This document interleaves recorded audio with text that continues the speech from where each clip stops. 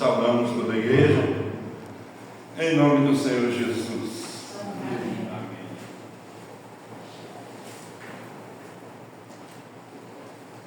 Abra a palavra do Senhor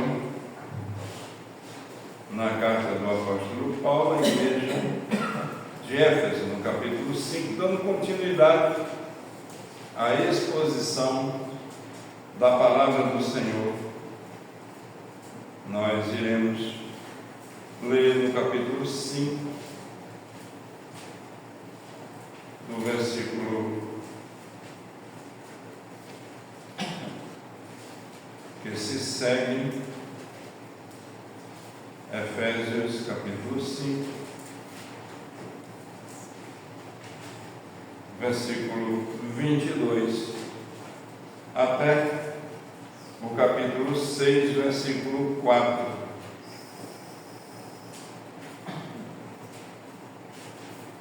Efésios 5, de 22 até o capítulo 6, versículo 4. Quando lemos: vós, mulheres, sujeitai-vos aos vossos maridos como ao Senhor. Porque o marido é o cabeça da mulher, como também Cristo é o cabeça da igreja, sendo Ele próprio o Salvador do povo. De sorte que, assim como a igreja está sujeita a Cristo, assim também as mulheres sejam em tudo sujeitas aos seus maridos.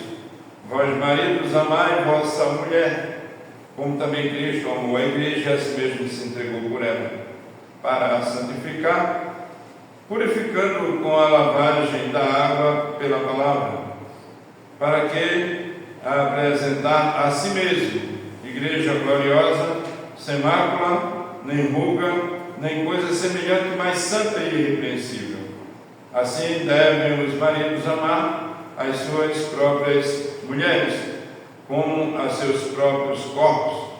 Quem ama a sua esposa, ama-se a si mesmo, porque nunca ninguém odiou a sua própria carne, antes a alimenta e sustenta, como também o Senhor a igreja, porque somos membros do seu corpo, da sua carne e dos seus ossos.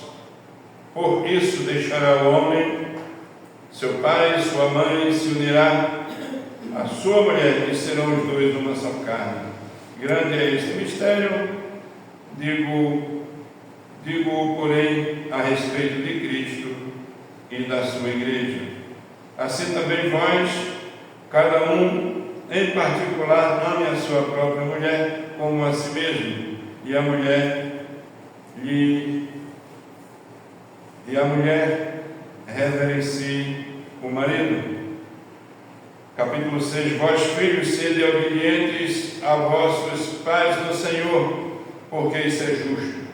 Honra teu pai e tua mãe, que é o primeiro mandamento com promessa, para que te vá bem e vivas muito tempo sobre a terra. E vós, pais, não provoqueis a vossos filhos a ira, mas criai-os na disciplina e a demonstração do Senhor. Até aí a leitura da palavra. Oremos ao nosso Deus mais uma vez.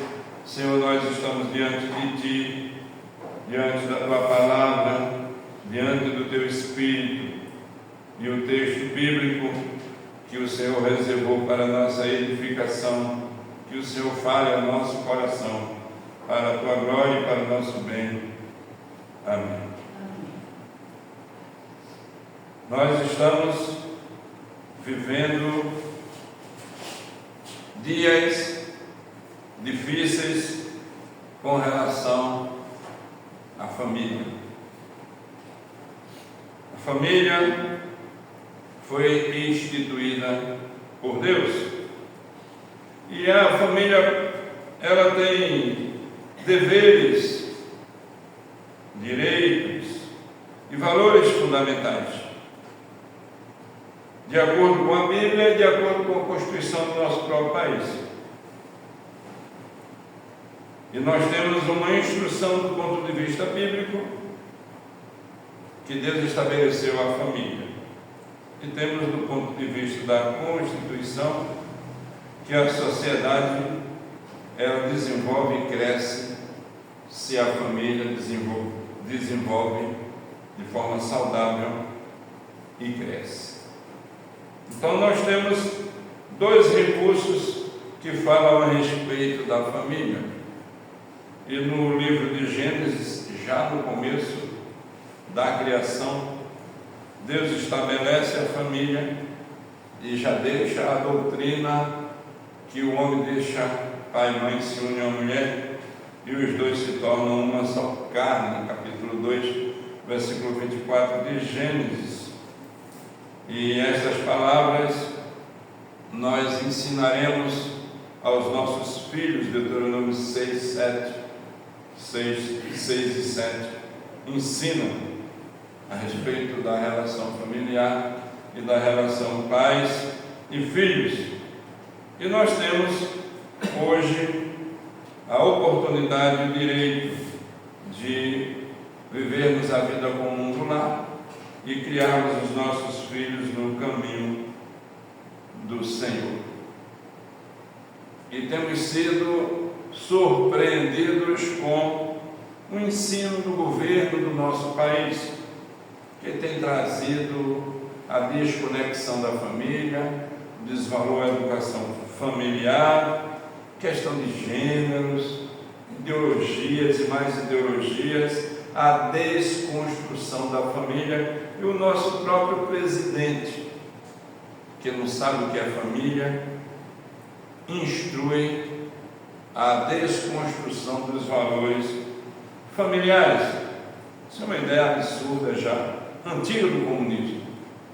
E nós somos povo de Deus e precisamos defender as convicções bíblicas sobre o homem, sobre a mulher, sobre o casamento, sobre a família, sobre os filhos, sobre a relação entre pais e filhos, filhos e pais, que é um pacto que Deus fez com o homem desde o dia da criação, e que a igreja tem a responsabilidade de aprender e de ensinar essa cosmovisão bíblica a respeito da criação e do estabelecimento de Deus para a família.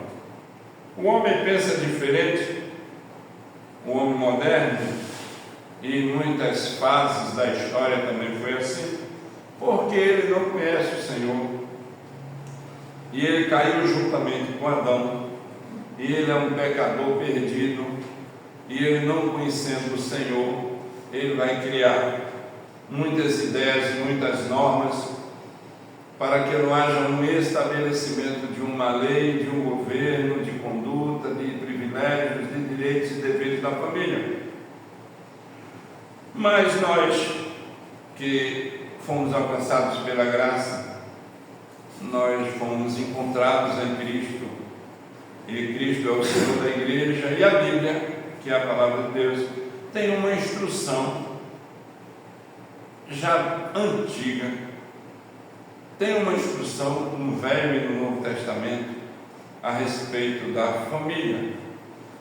E nós estamos estudando e expondo o livro de Efésios, e essa seção, desde o versículo 18, nós temos aprendido sobre a plenitude do Espírito. E vimos aqui, no momento anterior, no outro estudo da palavra, nós vimos a plenitude do Espírito na vida pessoal e também, de alguma forma, na vida social. E hoje nós iremos ter o privilégio de olhar nas Escrituras e aprender a respeito da plenitude do Espírito na vida familiar.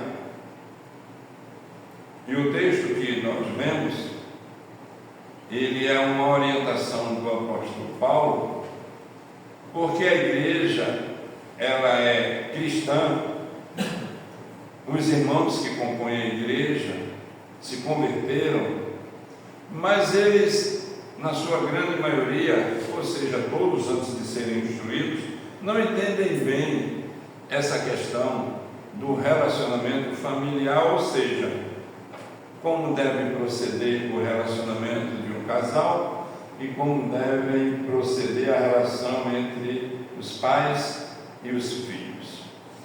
E o apóstolo Paulo guarda essa seção depois de instruir na carta aos Efésios, do capítulo 1 até o 3, a respeito da salvação, da riqueza gloriosa da salvação, da nossa eleição, da nossa redenção em Cristo, da graça que nos salvou, que nos reconciliou e nos uniu em Cristo. Cristo é o cabeça da igreja, no capítulo 1 até o 3. No capítulo 4, ele traz o ensino a respeito de como o cristão deve viver. E aqui nesse bloco, nesse grupo de versículos que nós estamos diante dele, até concluirmos essa carta que o apóstolo Paulo escreveu à igreja de Éfeso, ele começa dizendo que a plenitude do Espírito, ou seja,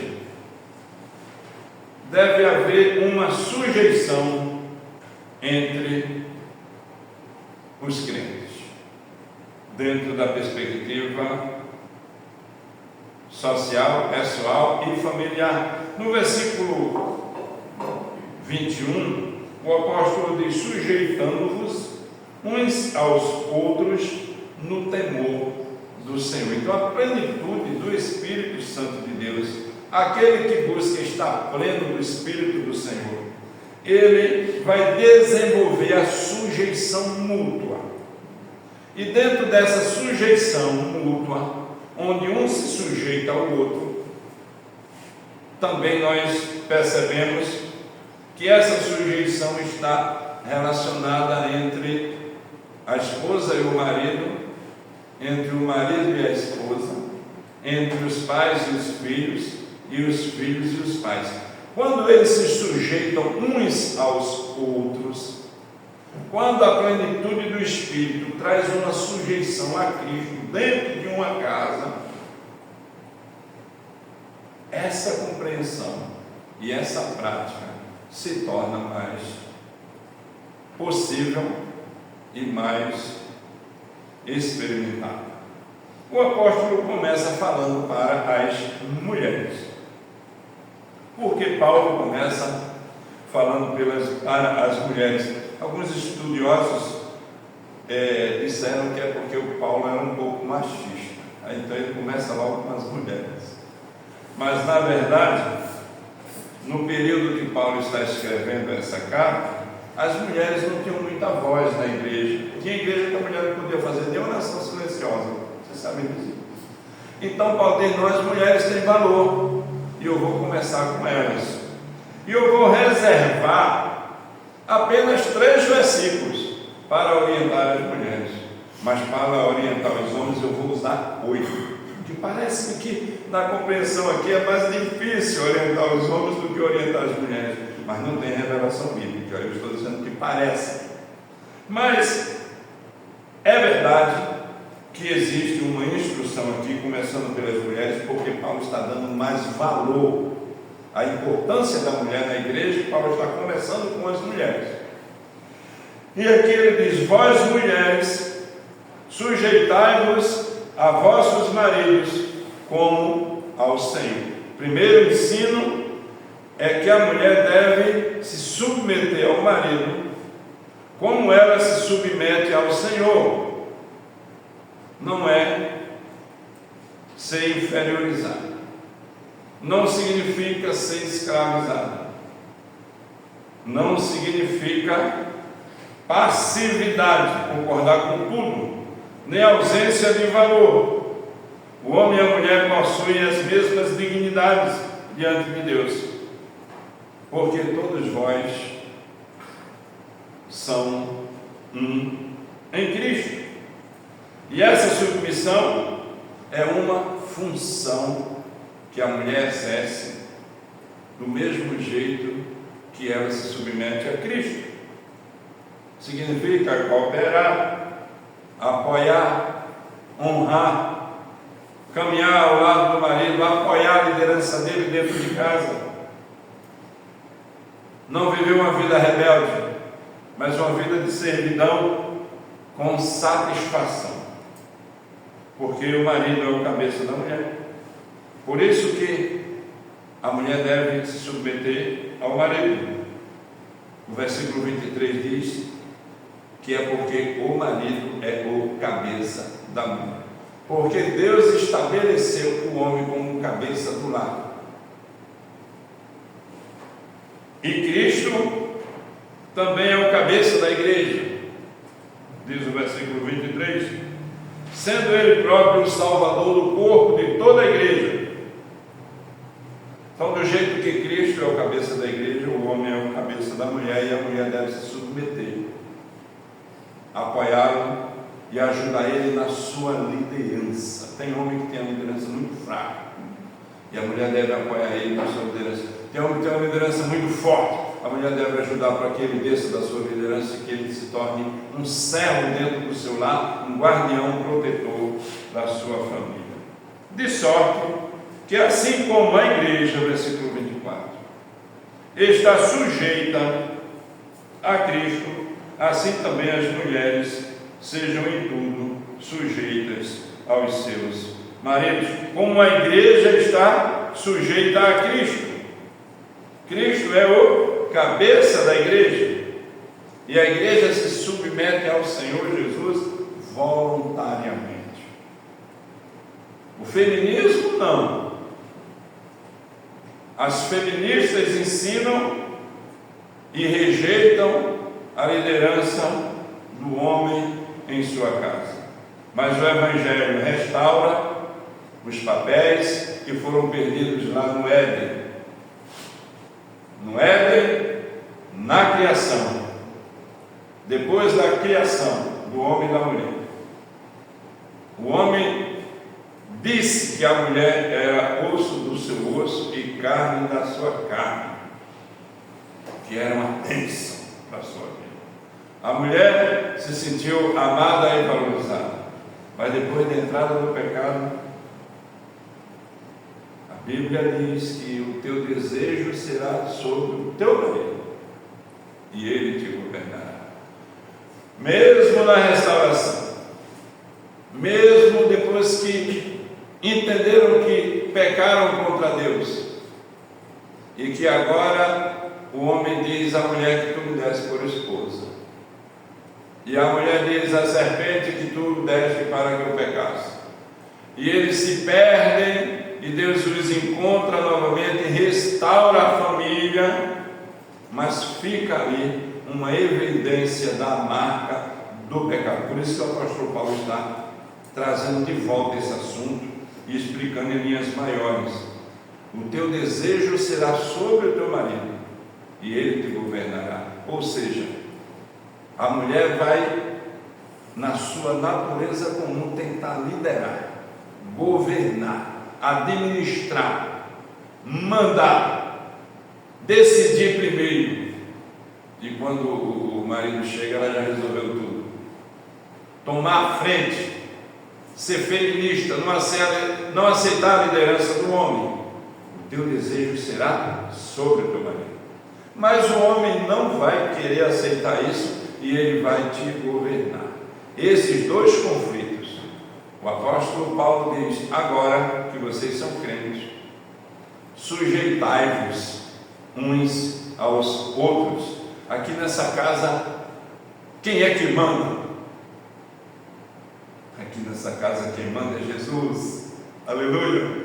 Um pastor conversando com uma irmã da igreja, na presença de sua esposa, fazendo uma visita, e o seu esposo do lado. Foram fazer uma visita a um casal, e quando o pastor chegou na casa, a primeira coisa que ele viu é que a mulher mandava em tudo, mas ele não podia dizer isso. Ele chegou ali para trazer uma orientação bíblica, e ele conversando com o esposo e a esposa, e ele disse: quem é aqui que governa essa casa? Aí a mulher disse: eu, né, pastor? Meu marido, né? Eu aqui sei, é meu marido que governa a casa. E ele perguntou: mas quem é aqui que toma as decisões de segurança e governo da casa? marido, meu esposo amado é que faz isso. Mas quem é que disciplina as crianças na hora que elas pecam contra Deus? Ah, óbvio, pastor, que é meu marido, não é? Ele disse: minha irmã, quem foi que decidiu isso? Ela disse: eu, né, pastor? É assim. E de certa forma é a mulher que decide. Se ela decidir que não vai ser submissa, se ela decidir que não vai abençoar o lar, se ela decidir que não vai caminhar com o esposo, o lar não vai ter futuro, não vai ter presente, não vai ter doçura. Então, compreender a missão feminina, estudar mais a esse respeito, ver vídeos de mulheres de Deus que ensinam a respeito da feminilidade. E aí o Evangelho restaura essa compreensão errada de mulher que governa, mulher que manda. Por outro lado, há uma instrução para os homens.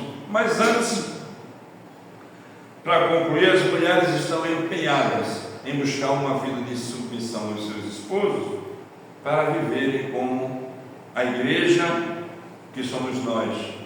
Estamos aqui hoje para aprendermos a sermos submissos ao Senhor. Do mesmo jeito que a igreja é voluntariamente submissa ao Senhor, as mulheres também voluntariamente. Mas a igreja é submissa ao Senhor por um mandamento, e a mulher também é submissa ao marido por um mandamento. Agora vamos para a parte dos homens, quando o texto fala no versículo 25 até o versículo 33, e na conclusão ele vai inferir os homens e as mulheres. Vós, maridos, capítulo 25, amai vossas mulheres como também Cristo amou a igreja e a si mesmo se entregou por ela. Primeira verdade, o primeiro ensino aqui é que os homens são chamados a um padrão sacrificial, um padrão de espiritualidade, um padrão de fidelidade constante, como Cristo morreu pela igreja. O homem vai morrer pela sua esposa, se preciso. Ele vai viver como quem está morrendo pela esposa, dando a vida por ela, vivendo para ela. Isso só pode ser possível dentro da plenitude do Espírito Santo. Quando nós, homens, deixamos de viver para nós mesmos e passamos a viver para o nosso cônjuge. Segundo lugar, a outra missão que também é muito difícil é santificar a esposa. O texto no versículo 26 diz que o marido é o santificador, para santificar, purificando-o com a lavagem da água pela palavra. Quer dizer, como Cristo amou a igreja, santificou a igreja, purificou a igreja, o marido tem a responsabilidade de santificar, purificar e conduzir a sua esposa a uma vida espiritual mais pujante. Vocês percebem, não é algo particular, mas é uma instrução que o Espírito Santo de Deus inspira o apóstolo Paulo. Ele interpreta Gênesis e outros textos do Velho Testamento, os ensinos de Jesus, e assim como Cristo santifica a igreja, nós, maridos, temos a missão de santificar a nossa esposa. E, meus queridos irmãos, isso não é fácil. Isso não faz parte da natureza caída. Isso não faz parte da natureza humana normal. Isso faz parte de uma natureza impactada pela obra derramada, enchida do Espírito Santo, para que, plenamente cheios do Espírito Santo, possamos nos esvaziarmos de nós mesmos e olharmos para o texto. Porque o versículo 27 diz que nós temos que apresentar a nossa esposa, a nós mesmos, como esposas santas, assim como Cristo apresenta a sua igreja a Ele mesmo como igreja santa. Veja no versículo 27, por favor, comigo. Para apresentar a si mesmo igreja gloriosa, sem mácula, nem ruga, nem coisa semelhante, mas santa e irrepreensível. Assim devem os maridos amarem suas próprias mulheres, como a seus próprios corpos. Quem ama a sua esposa, ama a si mesmo. Um modelo, um ensino, uma instrução que nós precisamos colocá-la no nosso coração, persegui-la e dizer: Senhor, me ensina a dar a vida pela minha esposa, santificar a minha esposa e apresentar ela diante de mim mesmo, me elogiando como um homem que é prudente, diligente, sábio, direcionado pelo Espírito Santo.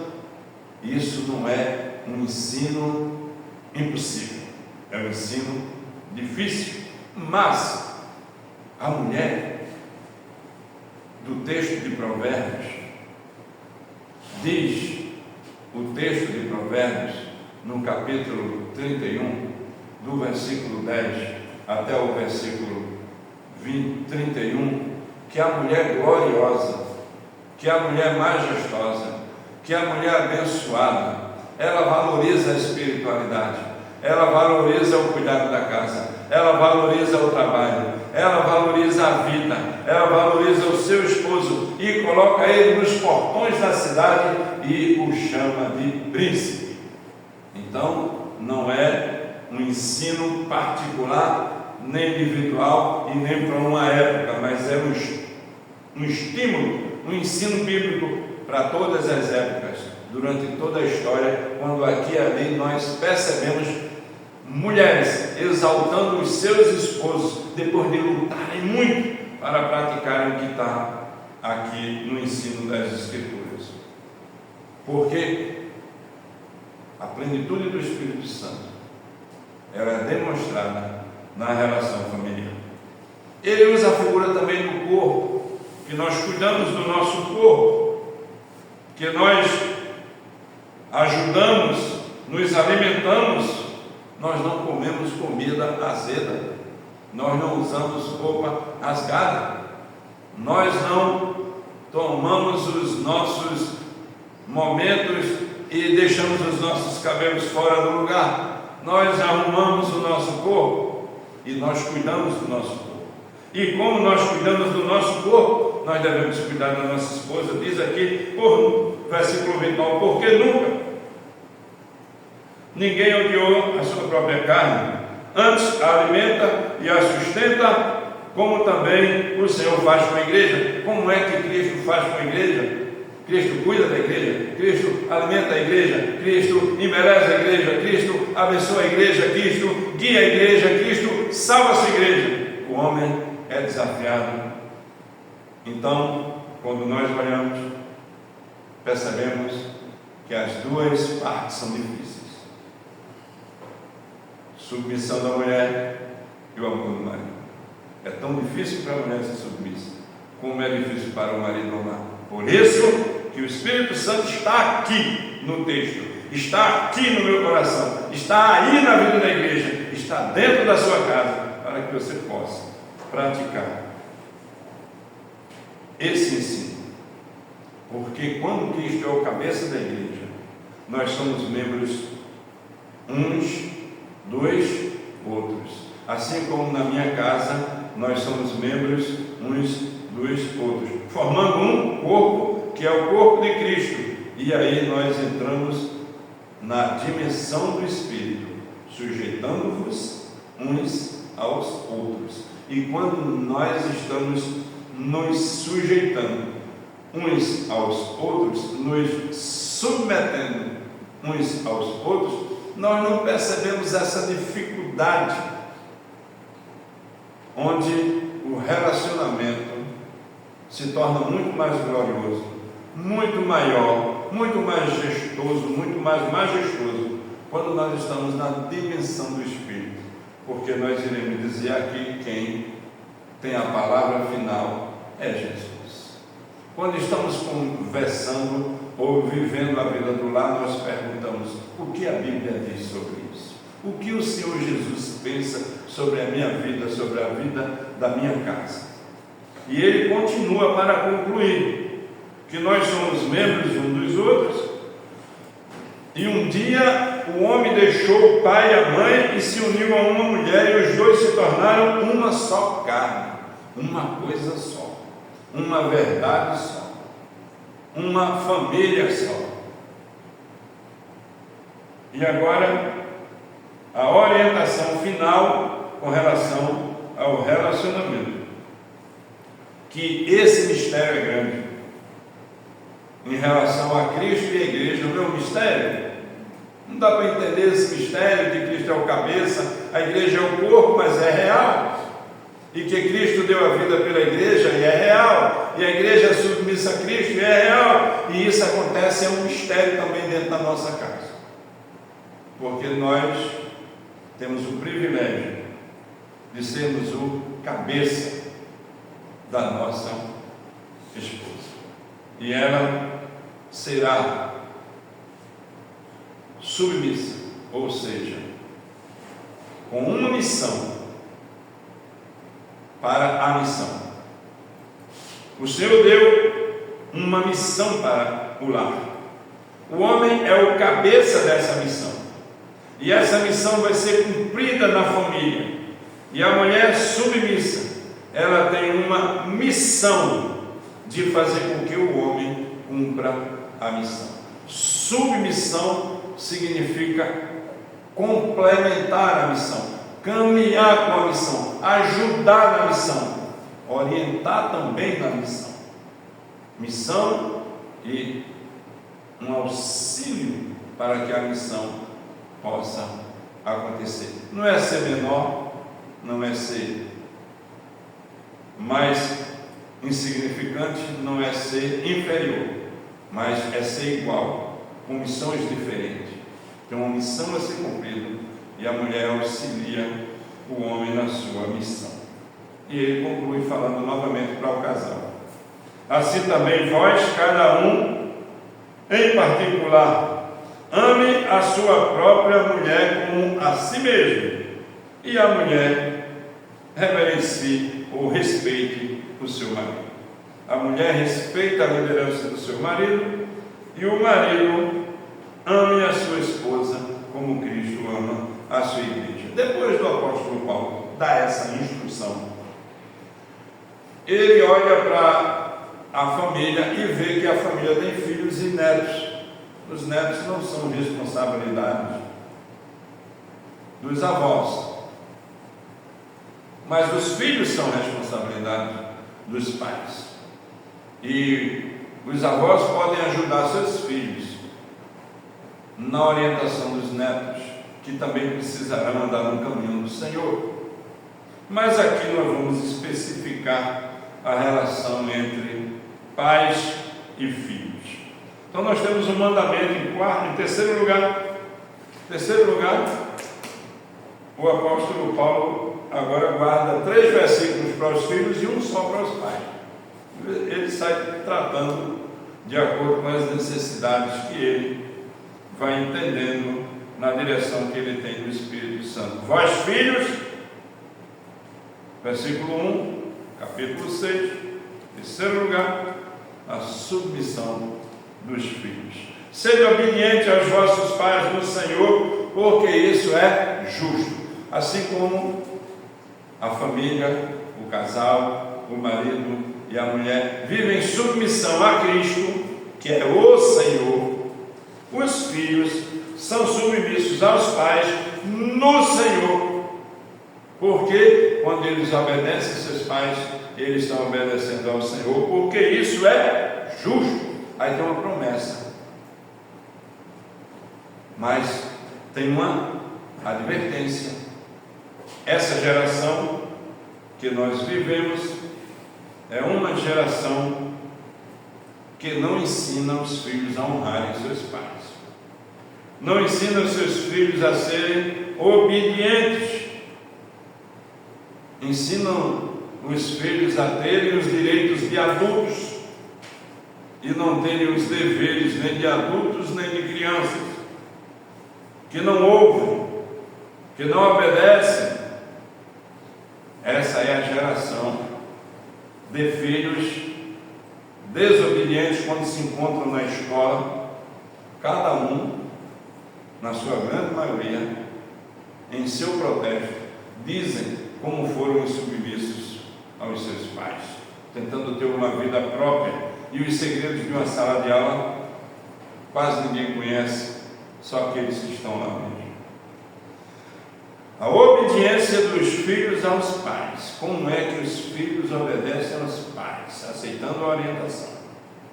Segunda coisa, honra, versículo 2, teu pai e tua mãe, porque é o primeiro mandamento com promessa.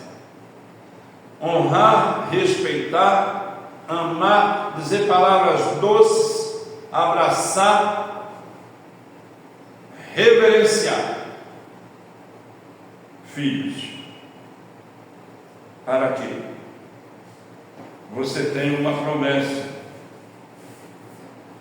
Qual é a promessa? Honra teu pai e tua mãe, que é o primeiro mandamento como promessa. A promessa é para que te vá bem e vivas muito tempo sobre a terra, para que você seja uma pessoa próspera espiritualmente, para que você possa prosperar socialmente, para que você tenha as felicidades dos anseios do teu coração, para que você possa ser um cristão que ama o Senhor e ama a tua família. Busca, mas isso acontece na dimensão da plenitude do Espírito Santo na vida familiar. E o quarto ensino, aqui nós temos filhos sendo chamados para respeitarem seus pais, para não serem rebeldes, para buscarem a orientação dos seus pais no temor do Senhor. A sabedoria dos pais ou a sabedoria do mundo? Deus colocou os pais na vida dos filhos para que eles pudessem ter uma direção. Vivemos numa nação onde muitas famílias não têm pais, e aqueles que têm, na sua grande escala, desprezam. Mas o Espírito Santo de Deus está falando aqui no texto sobre honra, obediência e graça da parte dos filhos para com seus pais, e uma promessa de serem abençoados, protegidos, guardados, dirigidos pelo Senhor em toda a graça de prosperidade que alguém pode ter na terra, necessária para a sua vida. E por fim, quarto lugar, ele vai falar a respeito da criação de filhos. Agora vai falar para os pais. Falou para o pai, falou para a mãe, falou para o filho, agora vai falar para os pais. Aqui é especificamente para os homens. Vós pais, não provoqueis a ira a vossos filhos, mas criai-os na disciplina, na doutrina e na admoestação do Senhor. É bem verdade que o pai e a mãe, por serem um, têm uma função normal, direcionada, única na instrução dos filhos. Os pais devem ter um só pensamento em relação à educação dos seus filhos. A dimensão do Espírito Santo, a plenitude do Espírito Santo é que vai trazer essa unidade Conheço famílias que o pai ensina de um jeito, a mãe ensina de outro, a avó vem para ensinar de outro, o avô vem do outro, ainda tem as tias e os tios que são maravilhosos também, dando a instrução de como é que a gente tem que ver a educação familiar.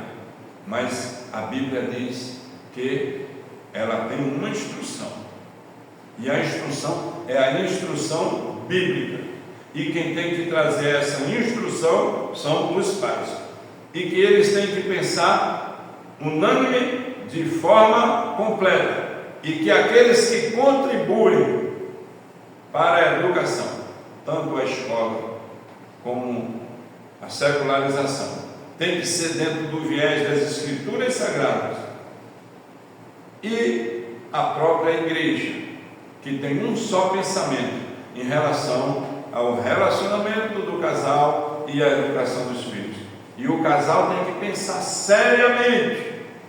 Nós temos um só pensamento em relação à educação dos nossos filhos. Vocês imaginam eu e minha esposa, nós educando 6 filhos com temperamentos diferentes, ideias diferentes, comportamentos diferentes, mas nós tentamos sempre olhar nas Escrituras, o que as Escrituras dizem sobre o ensino na família, e nós tivemos sucesso no que se diz respeito a criar os nossos filhos no caminho do Senhor, até enquanto eles puderam decidir por si mesmos.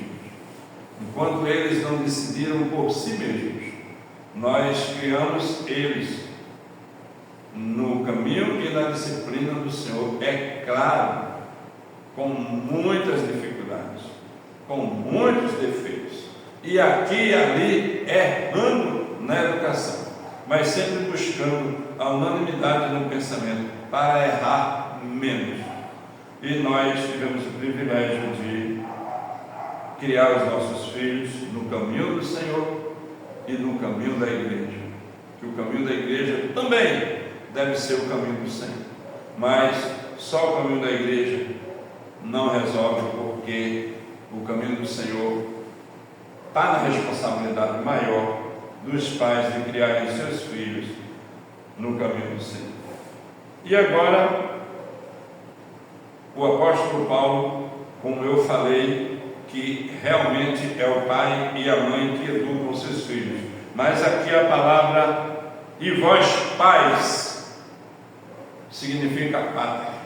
É uma palavra grega que está indicando que são os homens da igreja, que assim como o homem é o cabeça da casa, ele é o cabeça da mulher, ele é o responsável primeiro pela educação dos seus filhos. Quando eu olhei para esse texto, e depois de muitos anos estudando, entendendo que pais são mãe e pai, e eu entendi que era só para os pais especificamente, olha, eu caí sobre terra.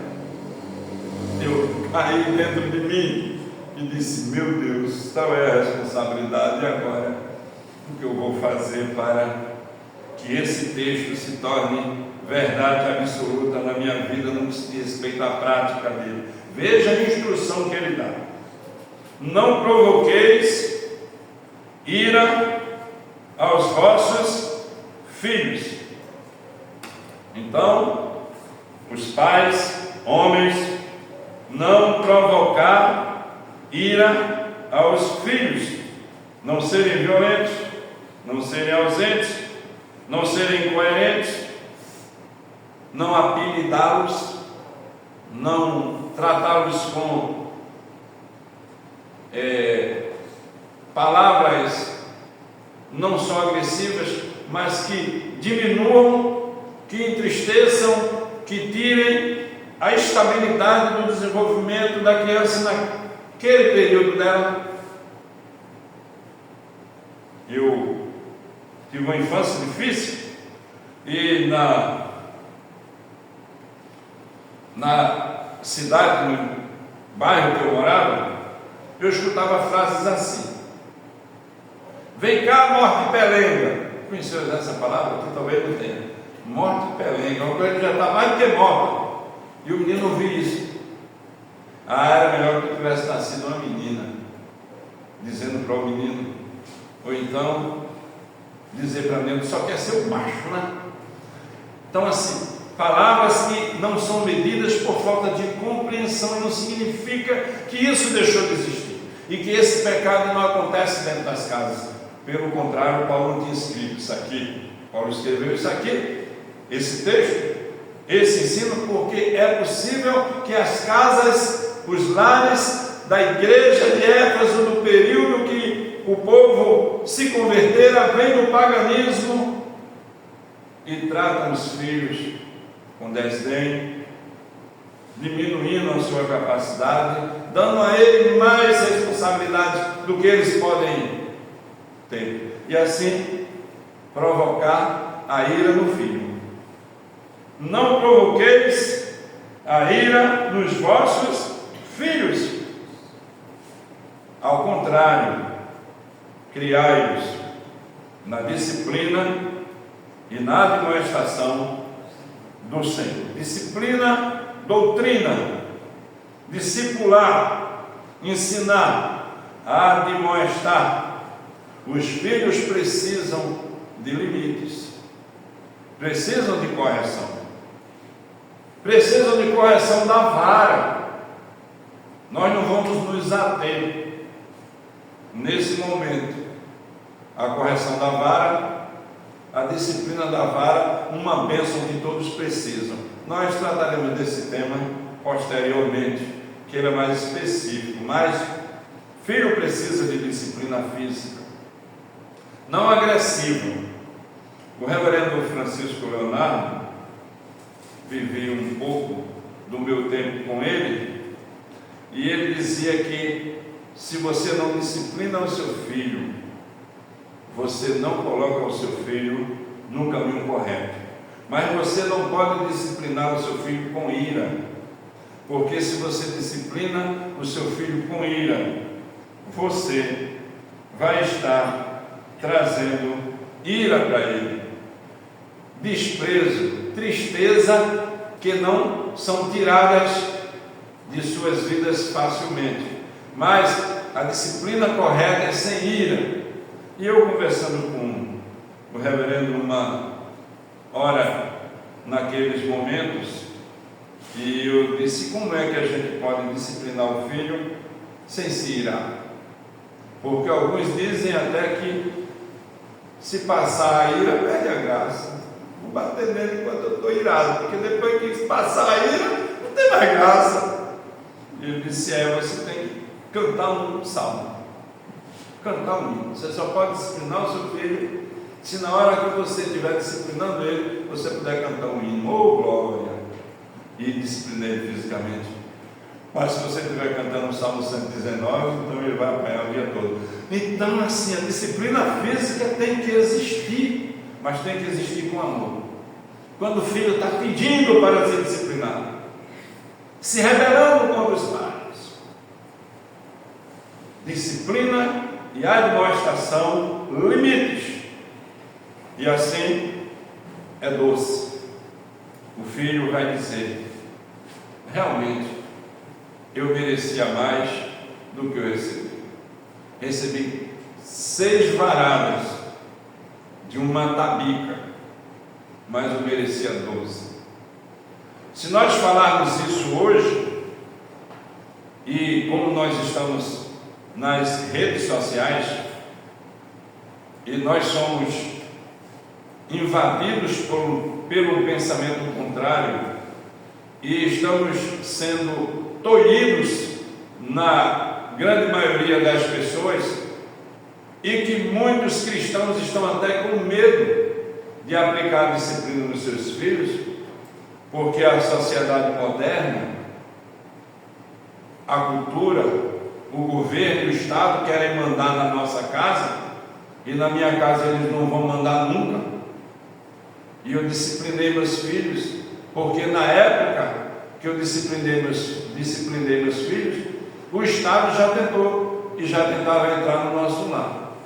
dizendo que nós não podemos disciplinar o nosso filho fisicamente, porque isso é espancamento. Espancamento não. Espancamento é um pai pegar um filho e bater nele de todo jeito. Mas se ele pode advertir o filho dele, orientar o filho dele, e esse ensino está no livro de Provérbios, com mais de 40 versículos a respeito da disciplina física, e que os pais não disciplinam os seus filhos por prazer, que os pais não disciplinam os seus filhos porque estão irados, mas que os pais disciplinam os seus filhos para corrigi-los, e esse ensino é bíblico. Importa obedecer a Deus do que a homens, e importa obedecer a Deus do que ao Estado, mesmo que custe algumas penas. E muitos pastores e amigos meus já foram penalizados por pregarem desse jeito. Então a disciplina é uma bênção de Deus, mas com sabedoria, ordem e decência. E assim nós teremos famílias mais estruturadas, famílias mais bem estruturadas, sociedade mais bem estruturadas.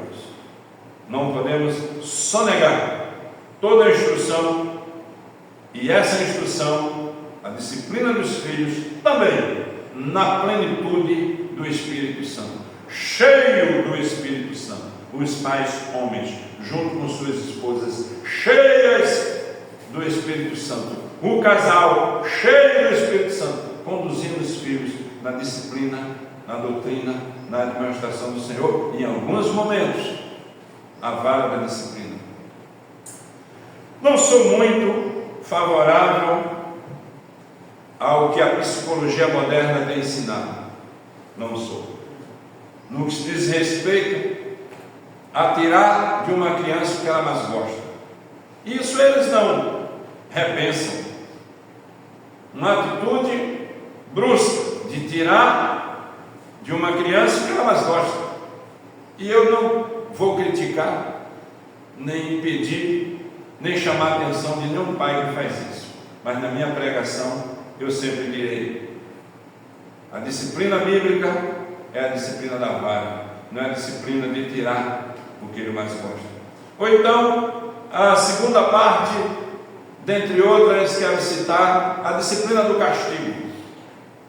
Segundo a Super Nani, que de super não tem nada, uma mulher que não tem instrução bíblica a respeito da disciplina, manda que nós castiguemos os nossos filhos com disciplina severa, colocando-o de castigo dentro do quarto.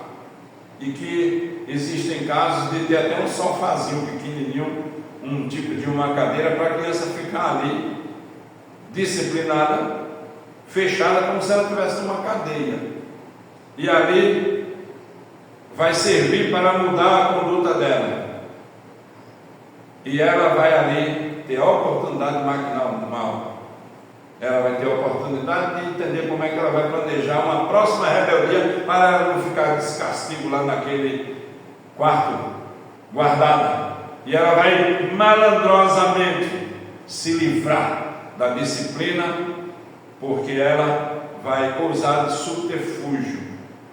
Ela vai maquinar contra, mas não tem como maquinar contra a disciplina física, porque ela é veemente, ela é particular, ela é corretiva, ela é prática e ela é de acordo com o ato.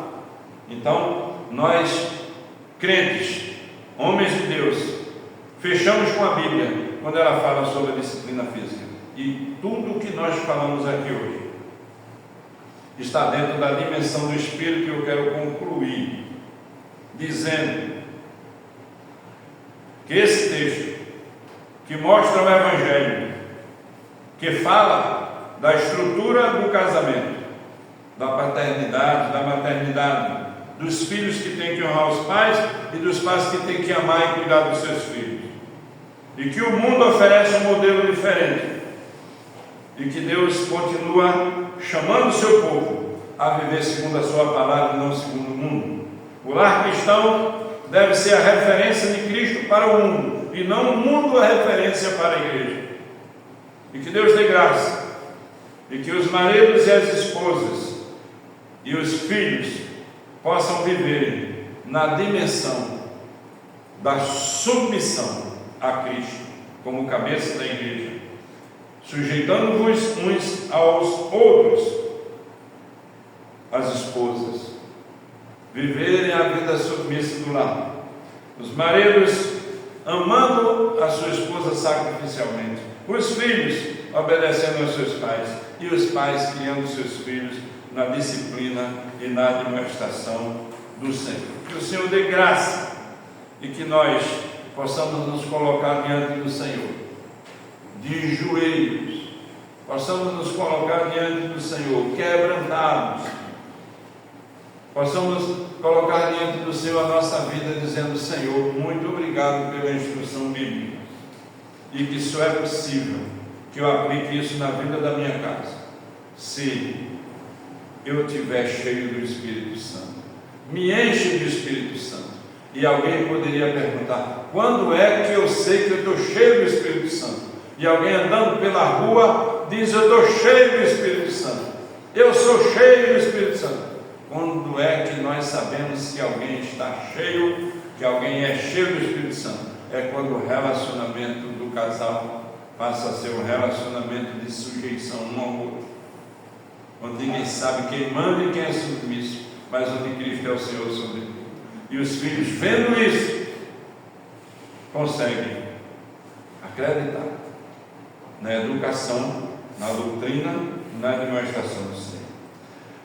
Que o Senhor nos dê graça, que possamos dizer, como Josué disse: eu e minha casa serviremos ao Senhor. Muito obrigado, Pai, pela tua palavra, que ela está além das nossas condições, mas o Espírito Santo nos conduz para que possamos cumprir de acordo com a tua instrução, que glorifica o teu nome e traz a saúde espiritual da nossa casa.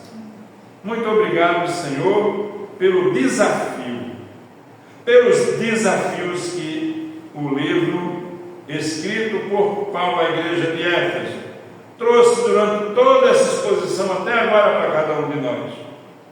Que o Senhor aplique nos nossos corações e especificamente a vida do nosso lar, para que possamos dizer: eu e minha casa serviremos ao Senhor. Muito obrigado em nome de Jesus. Amém. Amém. Recebam a bênção. Ficamos de pé. Senhor nosso Deus, louvamos o teu nome pela tua grandeza e pela tua bondade, porque o Senhor estabeleceu a família e nos deu o teu Espírito para que nós cumpríssemos o que o Senhor instrui, a vida comum do nosso lar, uma vida familiar na plenitude do Espírito. Queremos te exaltar e te bendizer.